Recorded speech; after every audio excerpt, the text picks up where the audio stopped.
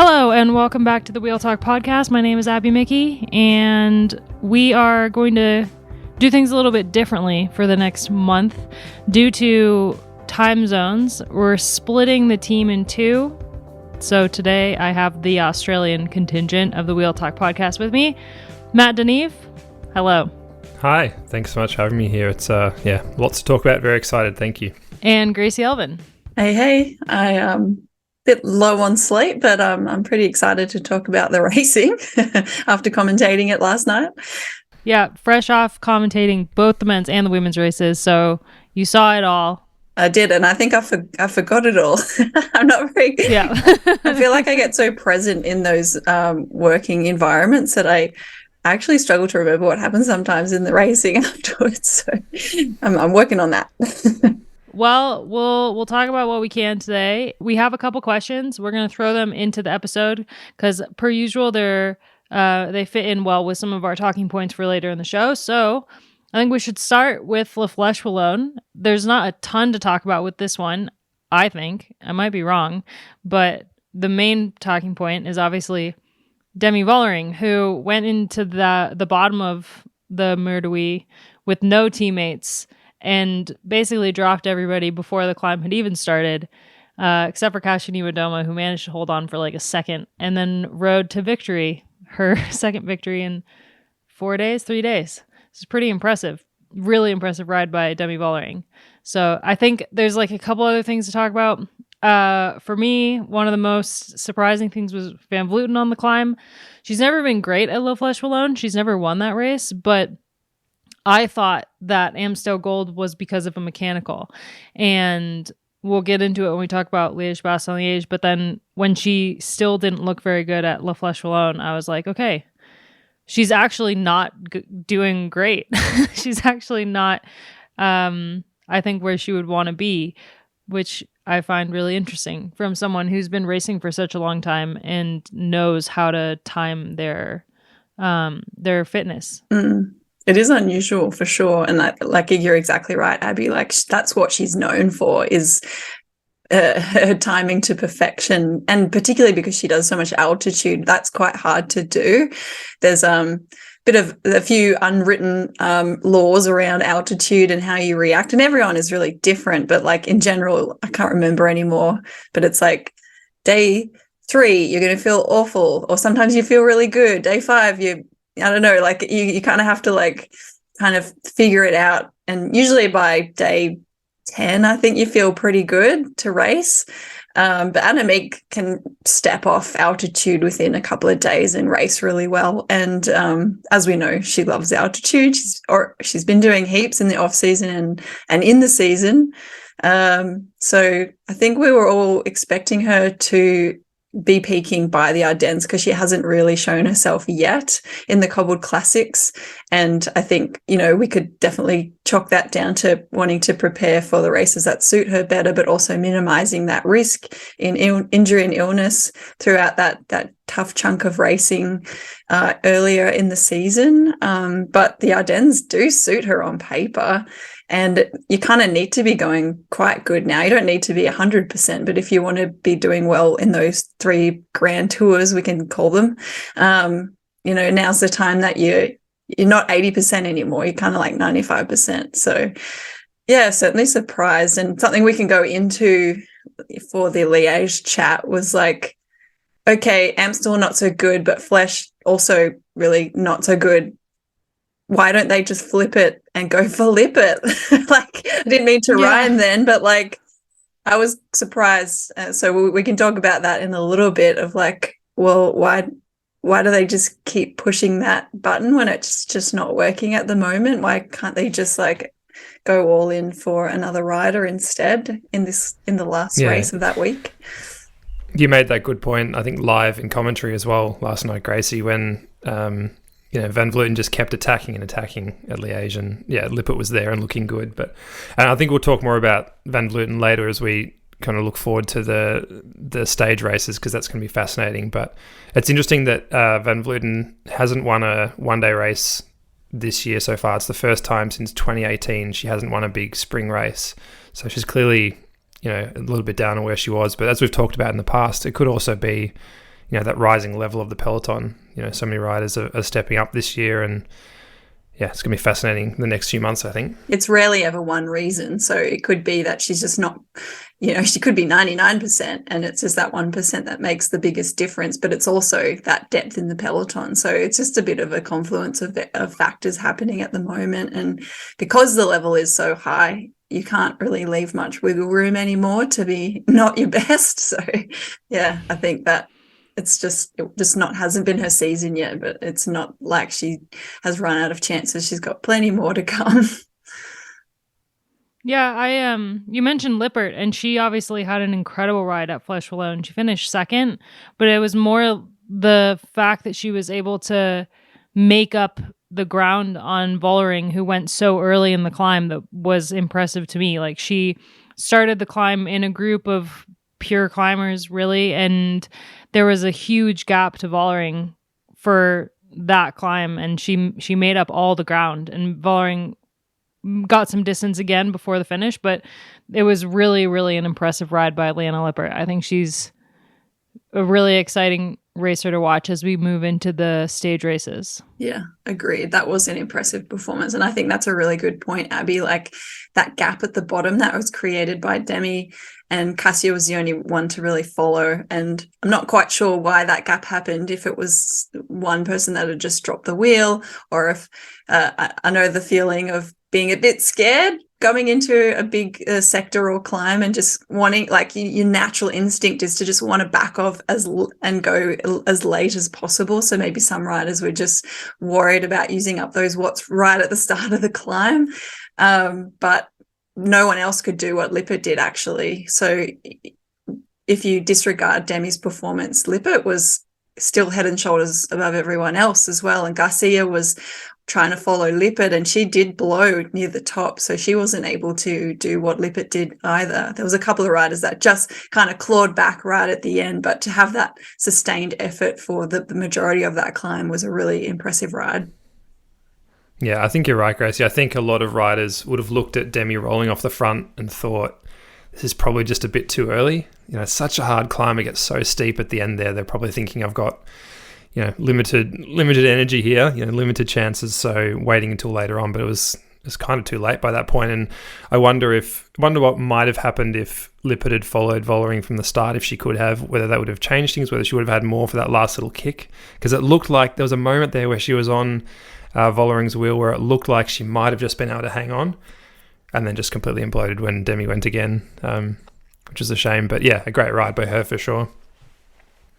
And a great ride by Gaia Riolini to finish third as well. And she was another one who she said after the race that her whole idea going into the climb was just to ride her own pace and hope that it worked out. And she finished third, which is a big result for her. And I think she's another one going into the stage races who will be quite exciting. I don't know, like, Trek, when it comes to stage racing, GC type riders, they haven't really had much success in the climbing heavy races. So it'll be interesting to see how their new riders, their new signings will change their approach to those races. I feel like Gaia Riolini, she's really, really good at climbing.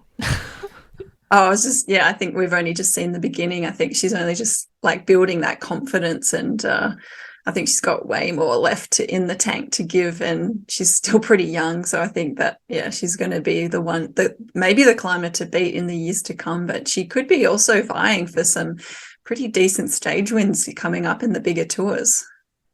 Yeah, I think so. And she's coming into such good form now, and the Vuelta only starts a week from now or something. So she's on the start list there, and will definitely be one to watch because there's some pretty gnarly climbs there at the end of the race. Some long climbs where she'll really be in her element. And then presumably she'll be at the Giro as well a few months later, being a home race. You'd think Trek would send her there as well. So yeah, definitely one of the most exciting prospects of this season. Just 21, first year pro. Yeah, amazing effort. It's so weird that the Vuelta is already like in a week. Yeah. That they've shifted it. It feels so weird that we're not like looking ahead to a couple stage races that are like sprinter friendly, like the women's tour, but instead we're just like straight into the hilly stuff. it'll be an adjustment. All right, let's talk about Liège-Bastogne-Liège because it was a really exciting race. I mean, I think for me, when I did the preview and I told everybody that no one was allowed to pick Demi Vollering because I didn't think she could be beat, I was right. But it was such an exciting race to the very end. There was a really interesting breakaway. There was Marlon Russa just like being a complete boss up until the very end, and a really great ride by Elisa Longo-Borghini to finish second and hold on to Vollering, and some interesting tactics from Trek. But yeah, at the end of the day, it was Vollering who took the triple, the Amstel Gold, Bastogne-Liège, and Flèche Wallonne, which hasn't happened since Anna van der Breggen did it in 2017. And I didn't know that Anna van der Breggen is actually coaching Demi Vollering this season. So that's pretty cool. Yeah. That's really cool. Some good heritage there now for those riders. Yeah, seriously. So let's talk about it. I want to start with the breakaway because this breakaway to me was such an interesting breakaway to be.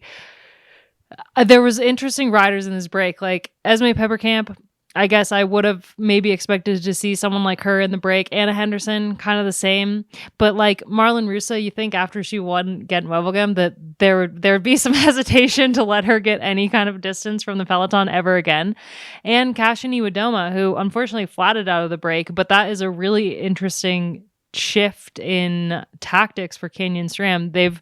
We've criticized them for always riding for Cassie in the past, but this is trying to get her in front of the race, I feel like was maybe the main goal, and obviously it didn't work out, but I like that they mixed it up a bit. Yeah, me too, because and I really love the chat that you had with Brody in the live podcast at Amstel, because you were talking about that. What should Canyon SRAM do? Like, they just can't quite get to the podium, let alone the win, but they're just not, they're not that far off either. So do they race more offensively or do they sit back? And they tried the offensive tactic and it could have worked, actually. It was a real shame to see that the flat for Niewiadoma. So I think that she would have been really disappointed and very dissatisfied with the Spring Classic season so far, but she was so close to the mark, and I think that's sometimes what hurts the most. But I think that they do have quite a good depth in their team, and they just needed to just shift their tactics just a little bit. So yeah, kudos to them for trying that out. And I really wish that we could have seen on the coverage where that attack went and how, because very unusual to see that combination of riders, and Amanda Spratt was also in that as well. So some of the favorites as well of the whole race to be let in a break, like, my assumption is they were not let into the break. It happened because it was forced on a difficult part of the course. So yeah, it was a good break, and it was certainly a danger, but it put SD Works in a really good position. It put Trek Segafredo in a pretty good position, and everyone else, I think, was just trying to take their chances as well. So yeah, overall, top teams represented there, and I just was very puzzled by the fact that Marlon Russa was allowed in that group, though. Yeah, I turned on the live coverage and I was like, what? Did no one learn? Yeah, I wonder if it's, like you said, Gracie, that it wasn't a case of being allowed, if it was just that Russa did like she did on the Redoute and just rode everyone off her wheel, and only a handful of people were able to go with her. Yeah, man, she looks just so strong, and I would not have picked her to drop Spratt on that climb, but she's obviously just in incredible form, and her spring has just been pretty amazing. She's obviously won Ghent-Wevelgem, but just the support rides she's been able to do to help Vollering, to help Kopecky, and then obviously picking up results herself. Such a great worker for the team, and I'm not surprised at all that the team's renewed her for another year after this one, because yeah, she's been amazing. Oh yeah, that's for sure. And we've, like, a lot of the time we've compared her to Ellen van Dijk in what she can offer a team, but I hate to say it, but she's better. Like, she's just so versatile, so capable. Like, I'm a huge Van Dijk fan, don't get me wrong, but like, Russa can do it all. I haven't really seen her to finish it off, though, in a small group sprint, so that could maybe be a weakness of hers, but she's bloody strong, so I wouldn't put it past her to be able to do it. Ellen was actually at the did the recon ride with the Trek girls for the LVO course. It was pretty cool to see. Yeah, for sure. With her belly. Yeah. But Trek's tactics were really, really interesting. They had Amanda up there in that break, and then when the break had exploded because of the pressure of Rusa and riders were coming back and Amanda came back, Trek made this really interesting move with 15K to go where basically Amanda was on the front. They kind of went through a corner faster than everyone else, and Amanda, Sharon, and Eliza separated themselves from that whole group of incredibly strong riders, with only Elise Shabby was able to hold on. So for a minute you had like 3 Trek Segafredo riders and Elise just like riding away from the rest of the race with Marlon Russa still out front. And I found it super fascinating. And like even when Amanda was cooked and it was just Shirin and Eliza, Shirin let out Eliza to be able to attack and go up the road and bridge up to Marlon Russo, and then that kind of like set Eliza up for a really good position for the rest of the race, which was cool to see because I did pick Eliza as my pick. And then I was looking at the results of Amstel. I was looking at the results of La Flèche Wallonne, and I was like, actually, I don't know if her form is quite there yet. I don't know if she's going to have the legs to be able to get on the podium. So I'm going to change my pick. And I'm so upset because now I'm competitive. We have this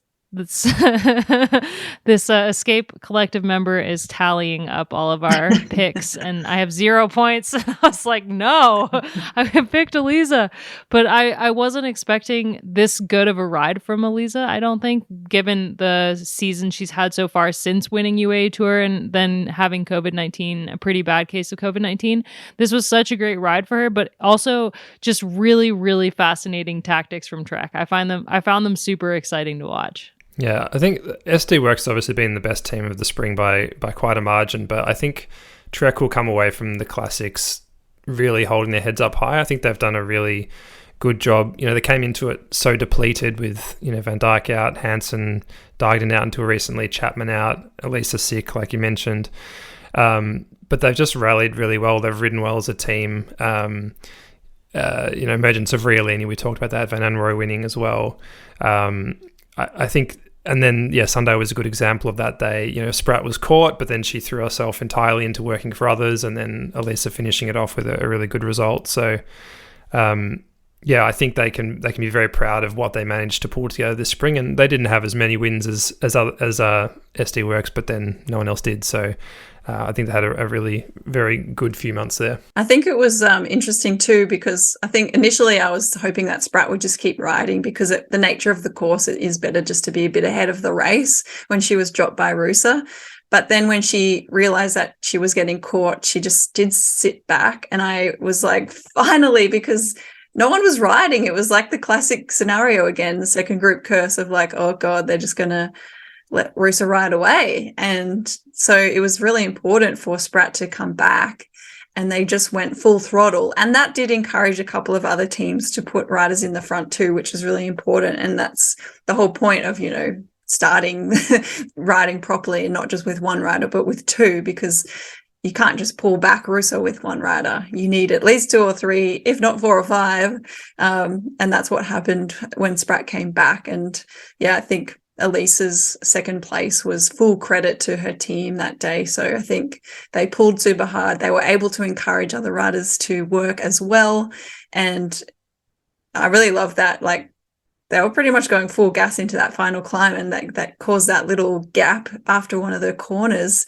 And that's great racing. I was just like really happy to see that. Set Elisa up super well, and she might not be back at 100%, but boy, she's become such a classy bike rider now that she can get away with still not being at her best and still pulling off a great result, as we've seen in the last couple of weeks since Flanders. So I think overall great racing by Trek. And I think Spratt's going to be actually quite pleased with her performances of the Ardennes week, because she knows that she's capable of more and has done so in the past. But like, all things considered, over the last couple of years with a bit of misfortune for her, I think that she is showing herself to be immediately a valuable member of that team coming into Trek this year, and she looks like she's going to be coming back into her best maybe this year. So I think that she'll be getting a lot of confidence and satisfaction from her performances, particularly at Liège, and using that to have that confidence moving forward into the tours.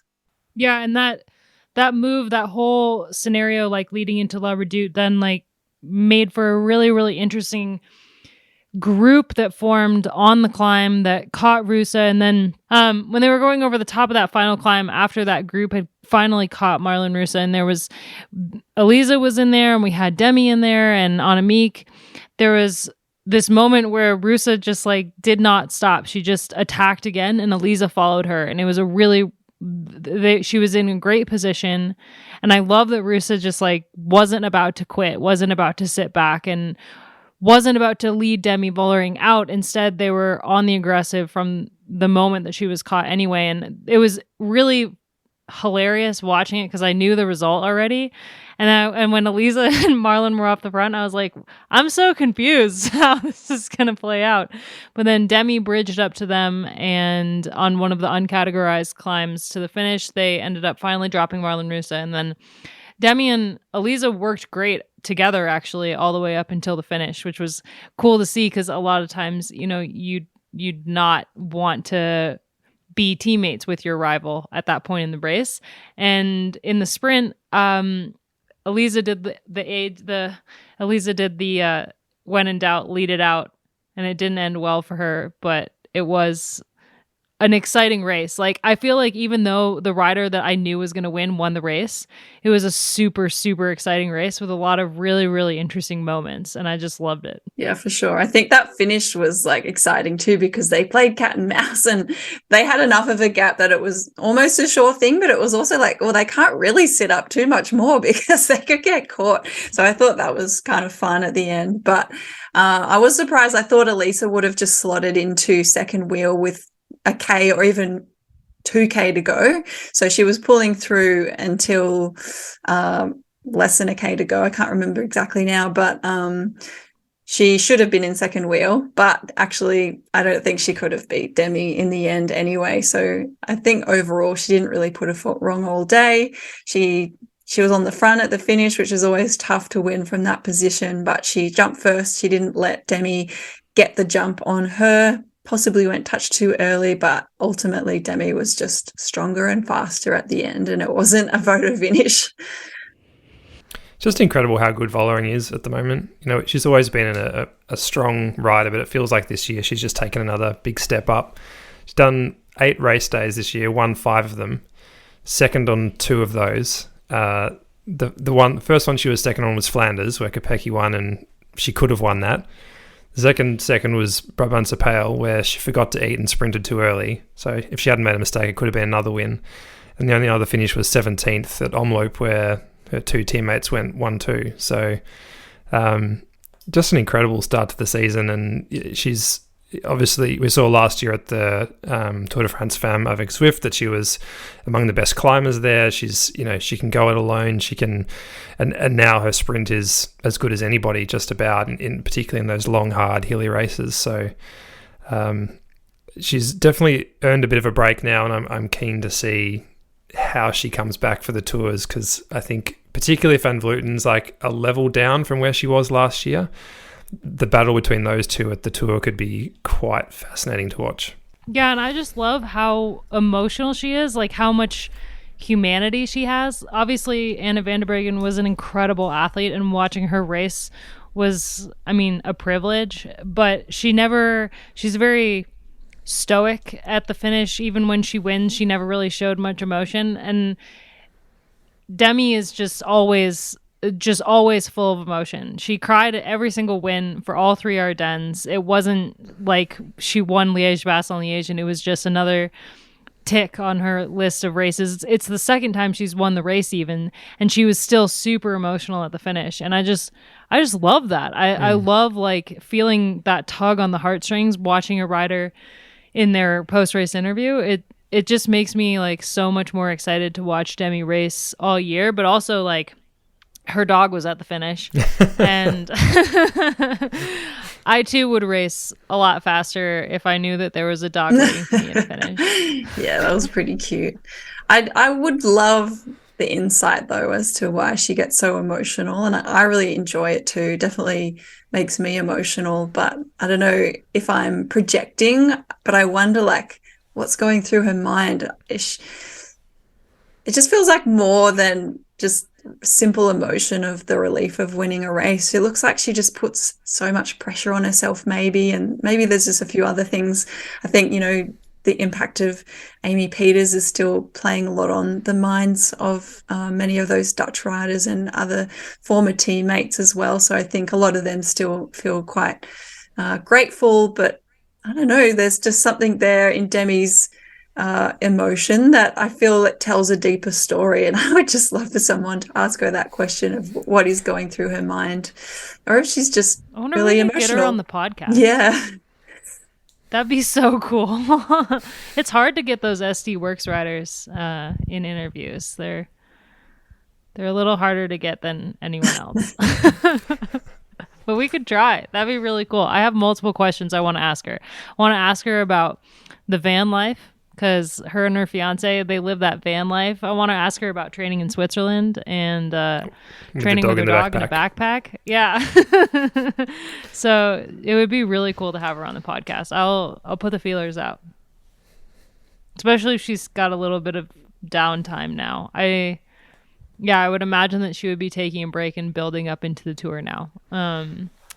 Because she was so close last year to being able to compete, and like you said, Matt, if Annemiek doesn't, like, I don't know, find her legs, which I fully thought that we were going to go into Liège-Bastogne-Liège and we were going to see Annemiek, the Annemiek that rode away from everybody last year at Liège-Bastogne-Liège and won solo. I was like, this switch is coming. It's just like a matter of when. And I thought it was going to be on Sunday, and it wasn't. And I'm so interested to see what she does for the rest of the season and how her form comes around, because she looked terrible in that group. I mean, she looked like she was barely hanging on, and she did a ton of work in the chase to try to bring back Vollering and Elisa when they were off the front, but she just doesn't have that spark that she's had before. And I think that there was a spring, maybe it was 2021, where we thought we kept saying like, oh, she's not looking great, but there's always a moment where like all of a sudden she's flying, and it just didn't happen this spring. Yeah, for sure. I know might get in trouble for this, but she doesn't look good usually anyway, which is like tough as a commentator, because you're trying to read into people's body language, and she gives it all away. Like, some people don't give anything away until they blow up, but she looked like she was really suffering on Sunday, but she kept coming back. And in fact, she was actually putting in more work than others. And I was getting really frustrated. And what I've alluded to already is like, why doesn't she just go all in for Lippert? They doesn't look like they talked. And then finally you could see them chatting on the coverage. And I was like, what are they talking about? And then hopefully they were trying to figure out a plan. And then it just kind of kept happening how it was happening in Annemiek, like forcing things and attacking and making it hard, and like actually making it hard for Lippert too. So I just think that, I don't know, I think she should have just ceded the leadership that day and just gone all in for Lippert and used her time trialing ability for good instead of evil. Gracie, you know Annemiek very well. Do you do you feel like some champions of that sort of level are able to ride for others easily, but others aren't? Do you feel like she's the sort of rider that if she's having a bad day and has a teammate who is riding really well, she'd be happy to say, right, it's all for you today, Liana? Or would she feel more of a sense of like, this is my team, I am the marquee rider, and I'll always give 100% for me kind of thing? What do you reckon? I don't even think it's either of those options in particular. I think that she just believes that she can suffer.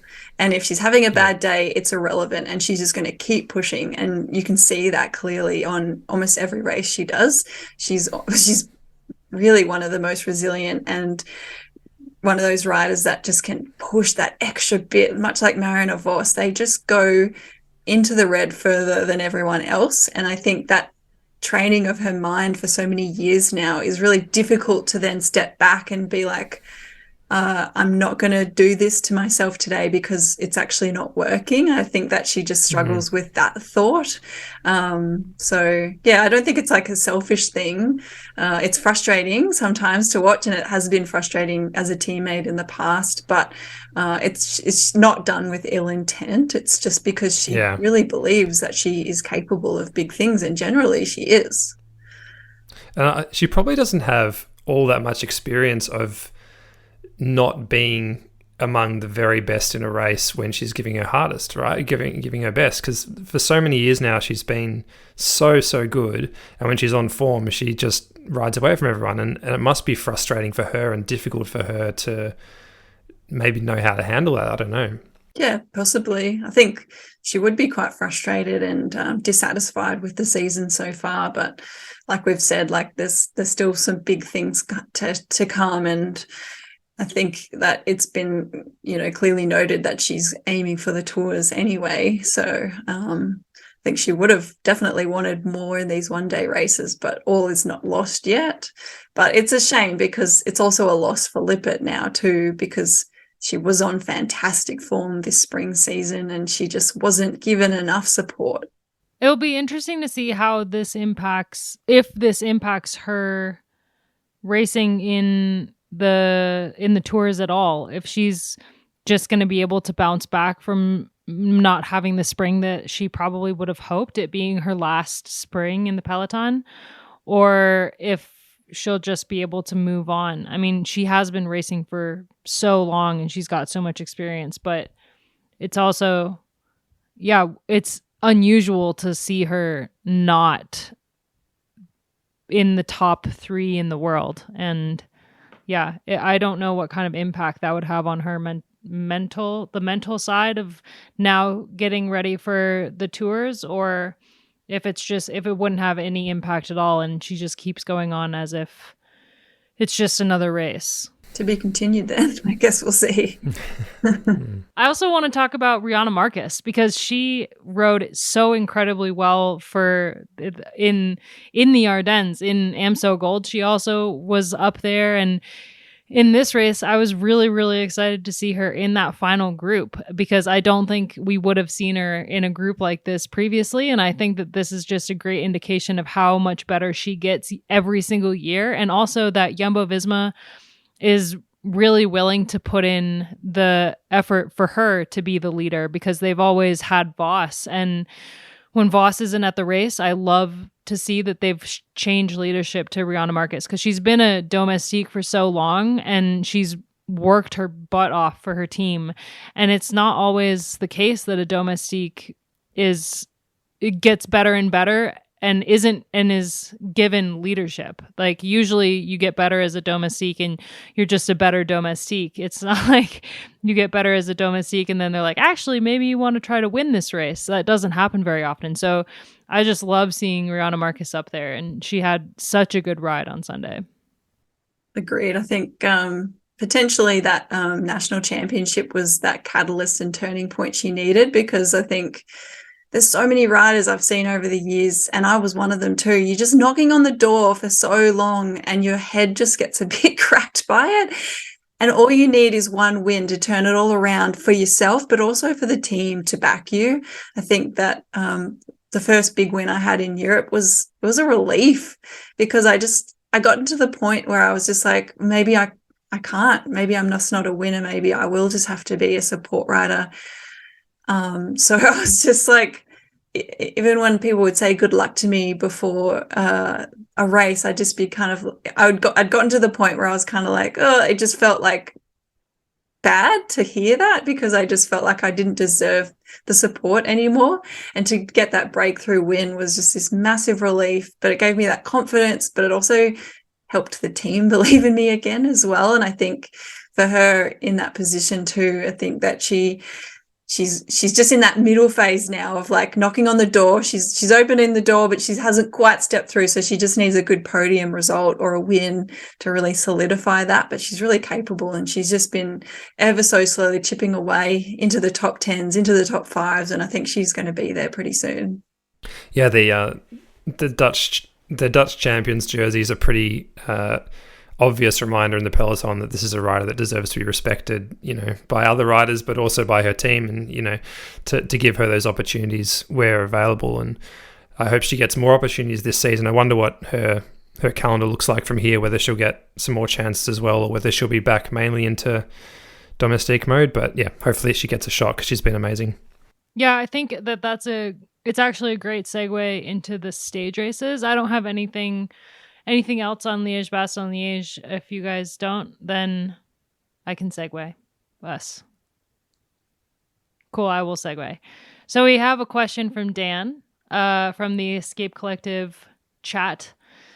Despite SD Works' success, the Spring Classics have been anything but boring. Aside from Rooster's win at Ghent Wevelgem, all the finishes have been within a handful of seconds and felt like a team effort rather than one rider above everyone else like Annemiek van Vleuten in the past. Do you think the coming stage races will be more open than we've seen? Can Trek Segafredo, FDJ Suez, Movistar challenge SD Works? And is Annemiek van Vleuten struggling or just peaking later before retiring on a high in August? I want to talk about the stage races coming up because, like we said, Rihanna Marcus, kind of connected to our conversation about Rihanna Marcus, the stage races are awesome for riders like her because it's multiple days. The pressure is off a little bit. The racing is not as intense. And so riders like her there's way more of a chance for them to get a result. So going into the stage races, I'm really excited to see how someone like Rihanna Marcus and Leanne Lippert, like she's going to have some awesome opportunities. I really hope, I hope that Movistar sees how well she rode this week and all spring and is willing to give her some opportunities. But I also think that with the stage races coming up, we are going to see those other teams challenge SD Works. I don't think it's going to be the SD Works show all stage race season because we have some incredible riders that are now coming back into better form, like Elisa. Lizzie is back with Trek Segafredo, which is huge. We didn't even mention this. Lizzie came back for La Flèche Wallonne from having her second baby, and she raced Flèche Wallonne and LBL with Trek Segafredo, and it's going to be huge for them to have her back on the team, even if she's not on top form. Her captain on the road abilities and also her in general being anywhere around the team, she has this ability to just lift the atmosphere up and make it feel more fun and make it feel more carefree, and a team really benefits from somebody like that. So I can't wait to see how Trek does with their riders coming back into form. Obviously, Brody Chapman is going to be back at some point as well, so they're going to have her back on the team. So I think, if you look at the teams that were just below SD Works all spring, Trek Segafredo is going to be an absolute force going into the stage races. And I think FDJ Suez as well, because Marta Cavalli looked all right. She looks like she's coming back. I don't want to put any pressure on her. I think it's important for her to just ride on feel, but we also have Avita Music, who rode incredibly well at La Flèche Wallonne and is a really exciting young French talent. So I think for those teams, there's so much potential for exciting racing to come. Yeah, I'm really excited too to see how Canyon SRAM go. We've talked a bit about them already, but they've got so many good riders that have been thereabouts. You mentioned it before, Gracie, not quite cracking the podium, but in those top fives and stuff. Elise Chabet, Soraya Paladin, Bauernfein's been really good as well as a first-year pro. Nieuwedome, obviously. Micah van der Doen was impressive earlier on. Shari Bosshout as well.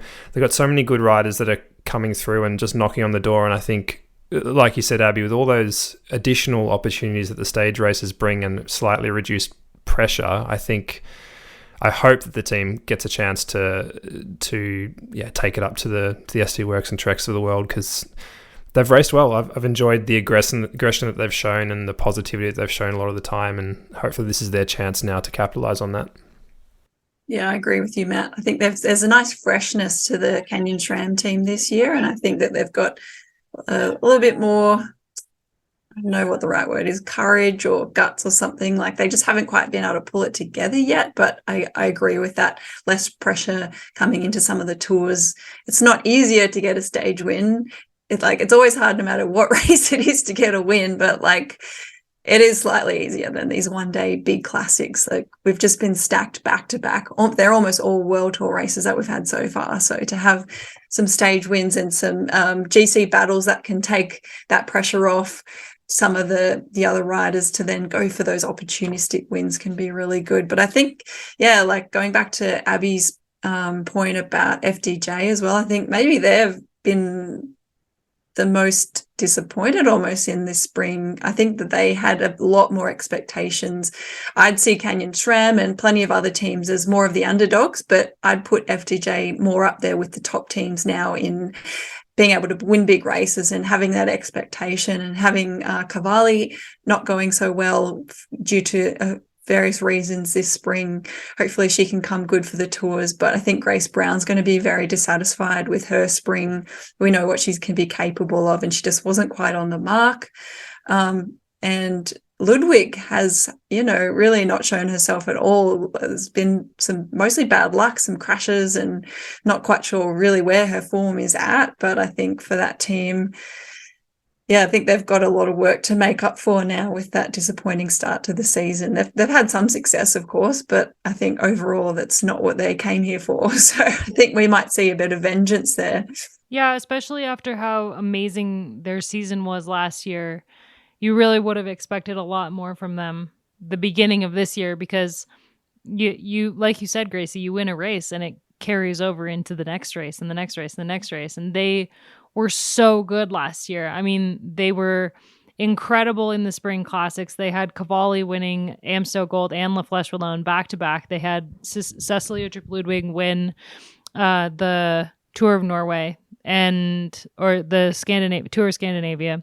And it was just such an incredible season for them. And I was expecting a lot more from them. And they did deliver in the beginning with Grace Brown winning Tour Down Under, but then they just couldn't bring that over to Europe for various different reasons that happen to teams all the time. But going into the stage races, I think I would like to see a lot more from them, and I think they're totally capable of that.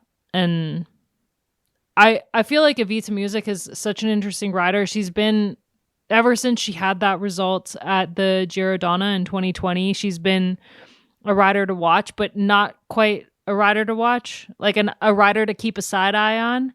And with how she rode at La Flèche Wallonne, I feel like she's getting up to the potential that we know she has. And so going into races like the Giro, for example, where there's steep climbs and long climbs, for a rider like her, it'll be really, really interesting to see how that develops.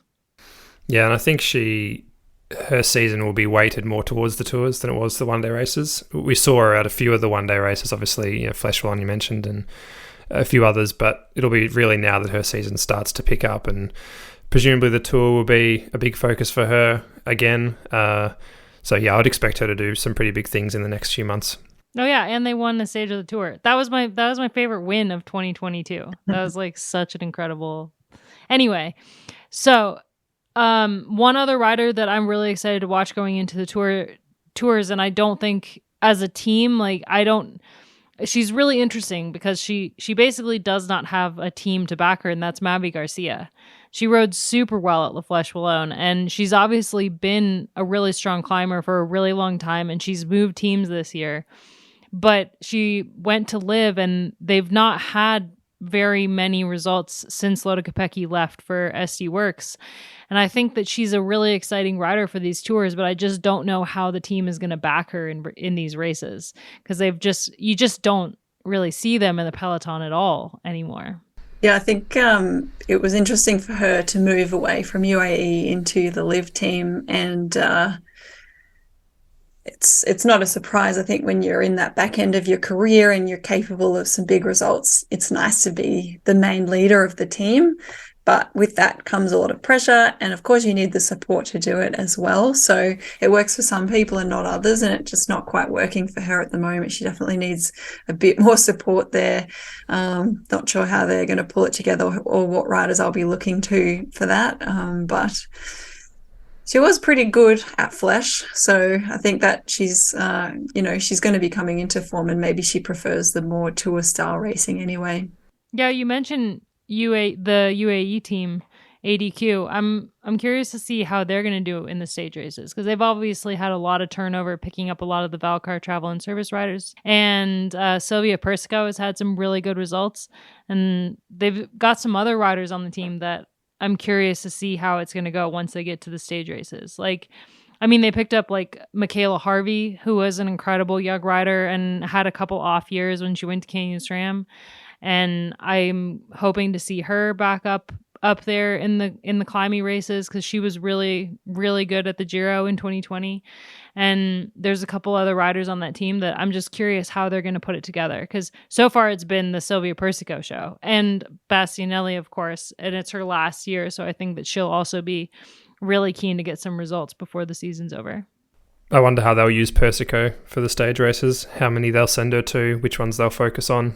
Because we saw at the Tour de France last year that she was excellent. She was, the most versatile rider there probably, and great to watch. And she's been great to watch the last few weeks and months as well. So I'm very keen to see her race, and hopefully she can get a chance for some more wins because she's always thereabouts, isn't she?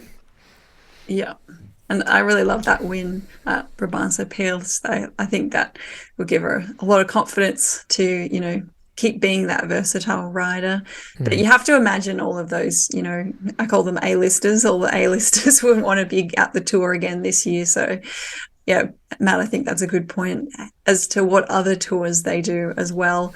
And I think that is a bit of an individual choice. Like you can imagine Annemiek's going to do all of the big ones and she'd like to take the Triple Crown again. But some riders might opt not to do the Giro in preparation for the Tour.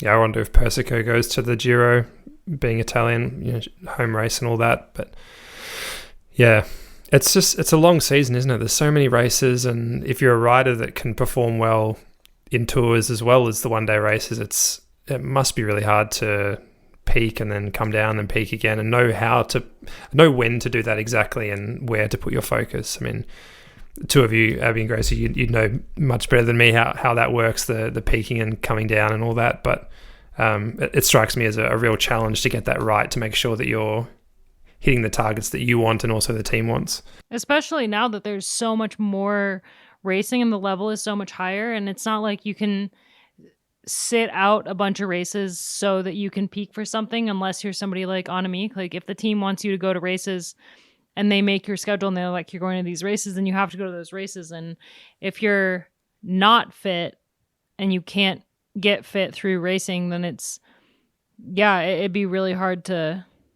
be able to hit every single goal that you wanted to. I don't know how. I mean, when I was racing, I never raced as much as they're racing now. It's wild how many races back to back that they're all doing at the moment. And it's only going to get more crazy, I feel like. So the stage racing season will be interesting. We don't have as many big gaps as we did before. I mean, after the classics, usually we have like this huge gap and then we have the women's tour. And this year we're just like straight into the Vuelta. Yeah, I think that there's already some teams that have been struggling with their rosters as well this year, just with injury, illness, and extra. So I think that it's a bumper season. I feel like every year it's just like more and more racing back to back, and I think that's a struggle. And I think we're at that turning point in women's cycling now to have bigger teams to be able to specialize even further and to have riders not having to go to so many races. So we're not quite at the two rostered seasons yet, or the men have maybe 3, but I think we're getting to that point that teams need to be at least 15 riders or more now. So I think that there could be some teams that won't field full size teams at some of the tours. That kind of brings us into another question that we got from a listener. How does everyone rate this part of the season? And do you think that relegation and Olympic qualification will play a role in the remainder of the season? Allison Jackson racing the Pan American Championship races in Panama was a big surprise.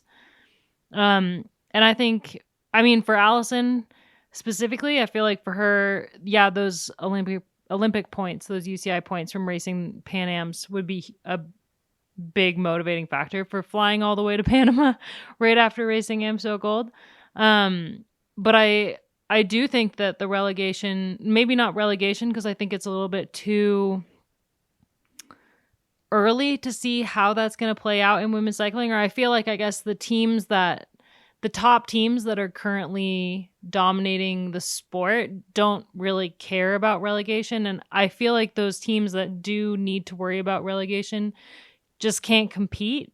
So I don't know how they're going to, it's like they're going to be racing for minor placings just to get some points to be able to stay in the World Tour. And I don't know how that's going to impact racing. It's like a total minefield that I don't even know how to wrap my head around it just yet. I feel like I need to see it play out a little bit before I can kind of figure out how that's going to play a role in women's cycling. What do you guys think? I'm kind of off the back with the relegation stuff, but is it this season that relegation kicks in, or is it from next season? It's this season. What does that look like? I think it's just kind of similar to the men's, where this is where I think we just need to do a little bit more research so we can touch on it a little bit in the next episode. But I'm pretty sure it's the same as the men's, where just the teams that fall on a certain level in the relegation ranking aren't World Tour. And so it's teams like Human Powered Health and Uno X and Israel, Premier Tech, those kind of teams that are really fighting for points at this point in the season. I need coffee, but it's 8:30, so we definitely need some more info on that. But I feel like the points are like the least of the problems that need to be in consideration for relegation.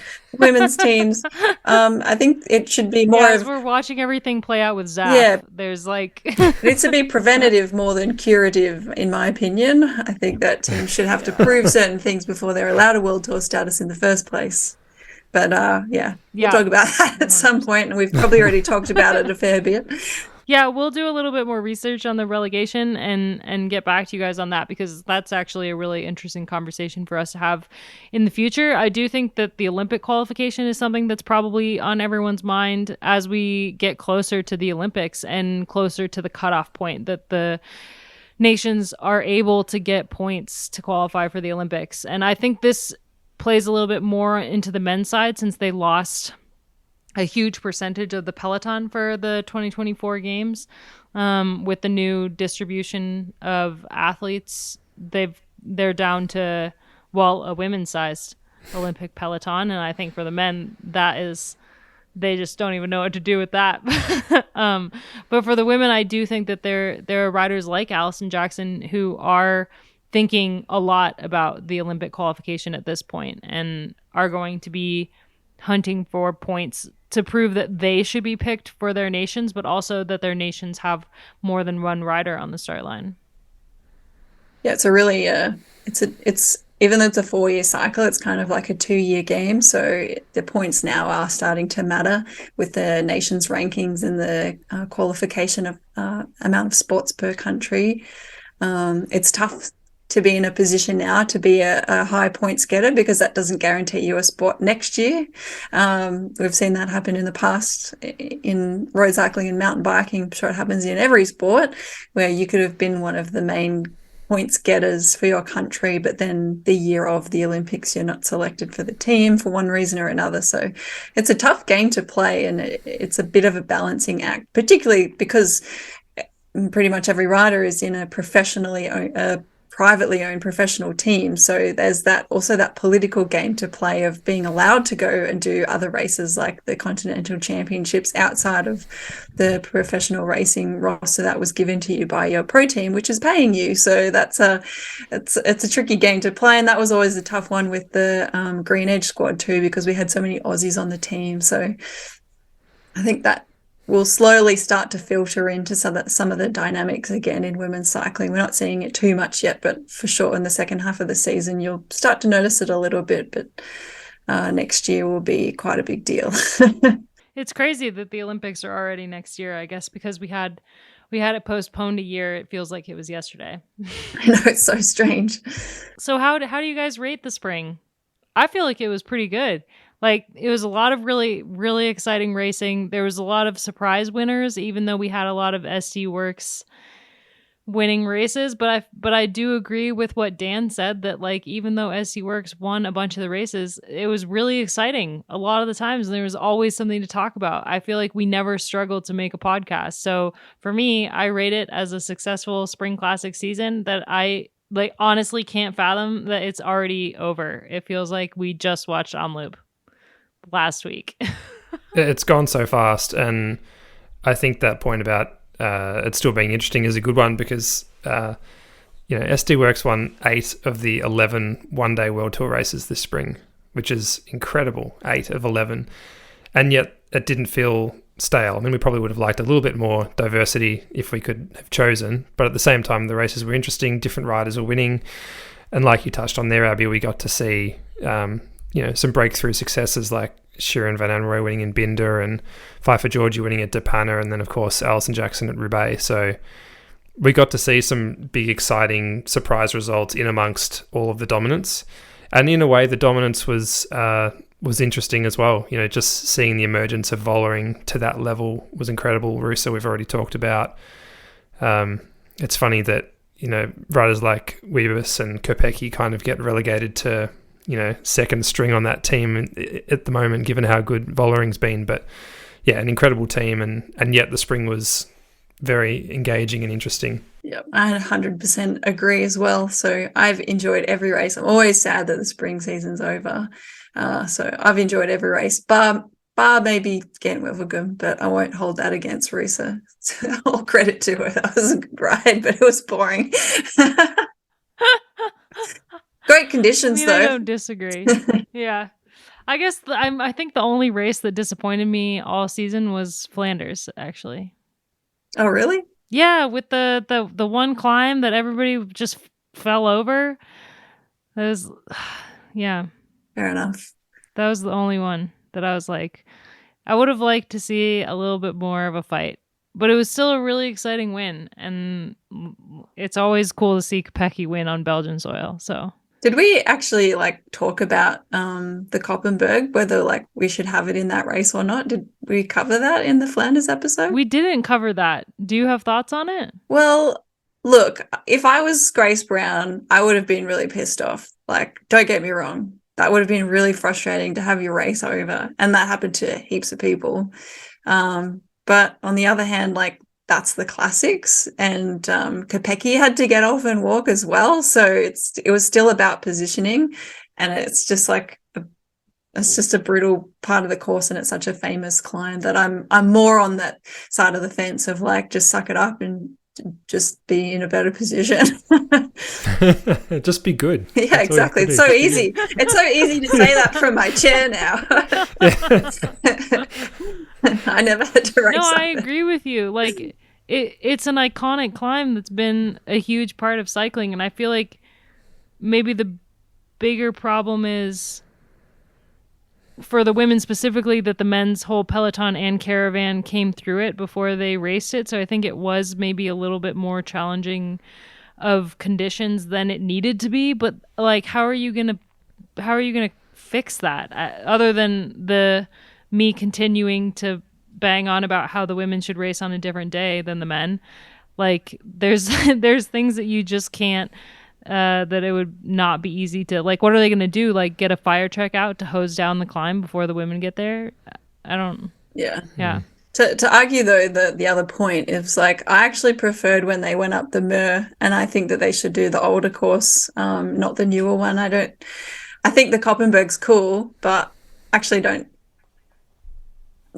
If they're never going to change it, I'm not against it. But if they could change the course again, I would go back to the older course and go up the Mur instead, because it just makes for a better race. And Flanders is really hard, and you don't really need the Koppenberg to make it harder. And we all know the women can ride up it. It's not a big deal.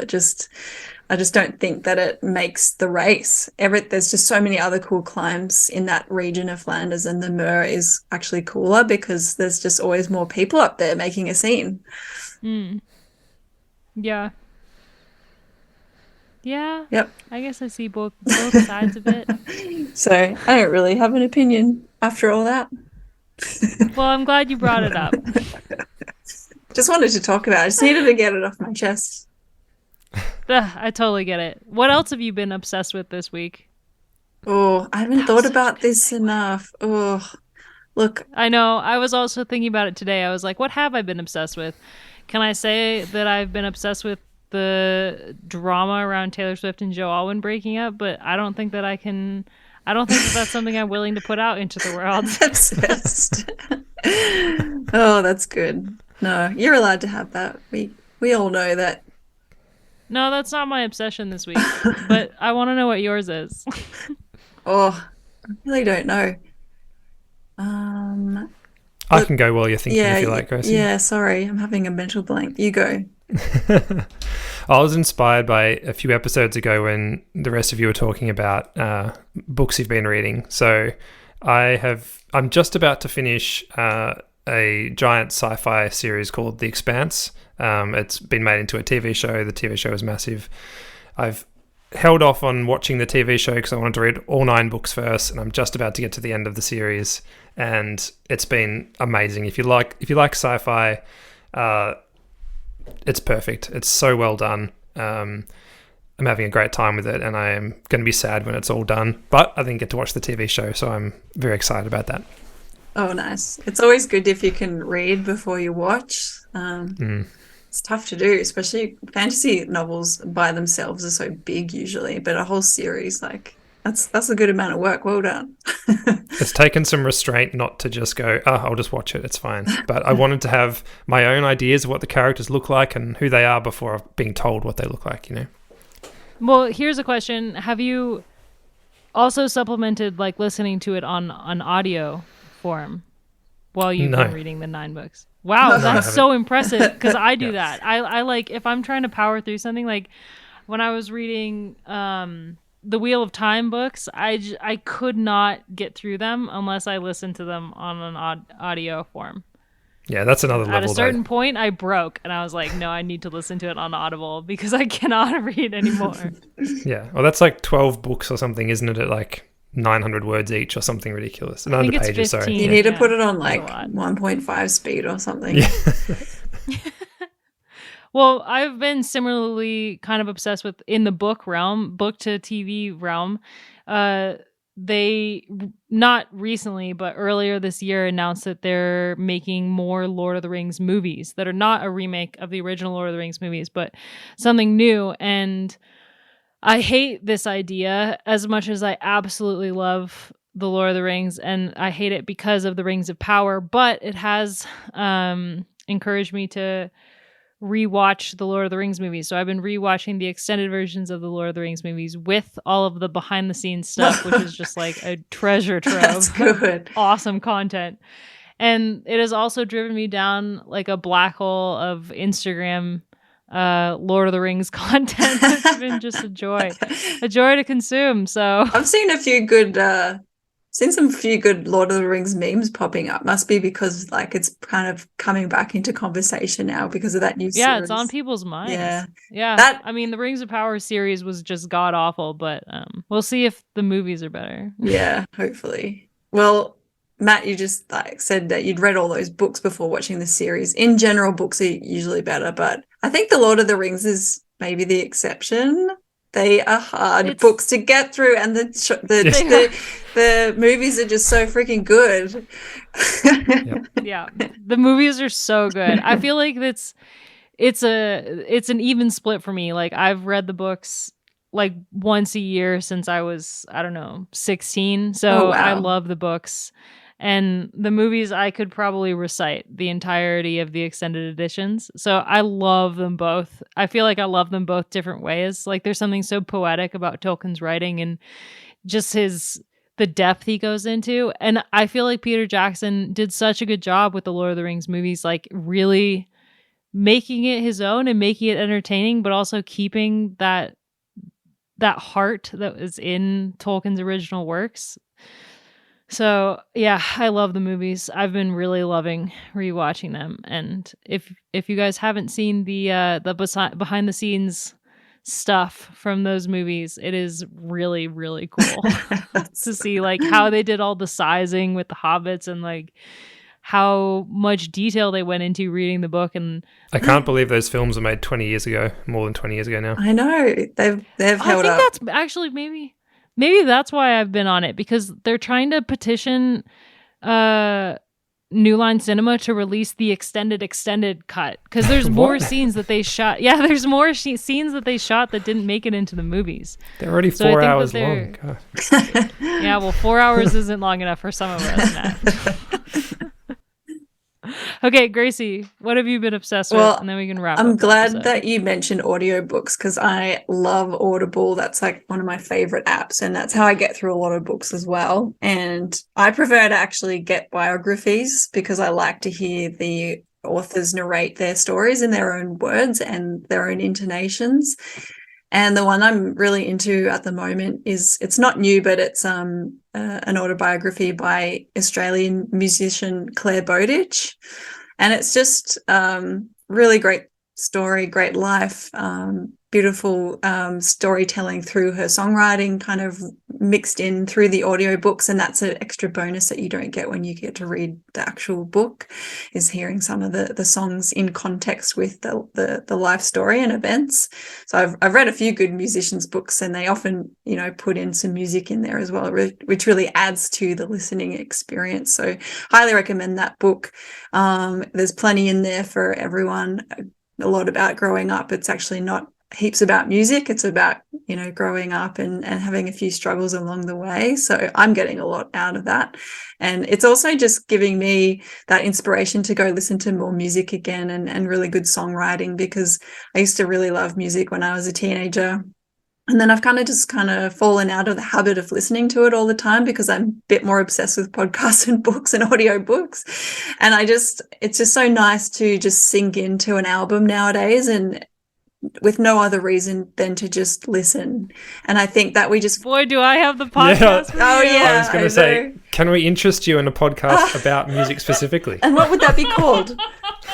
It might be the album files. Yeah, well, there you go. Maybe you should have a look at some of Claire Bowditch's stuff, because it's beautiful songwriting. But yeah, it's just nice, because I think we're just in this era of being like super productive and having to like learn stuff all the time. And it's just like, I'm preaching to the choir here, and I'm sure heaps of people listening are super into music. But for me, I'm just rediscovering that love of music, and just to be in it and not have to get anything out of it, but just enjoy it. So yeah two kind of obsessions, audiobooks and music. I love that.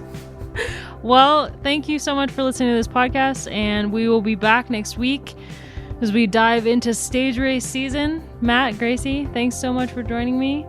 Thank you. Thank you. Have a great rest of your day. You too.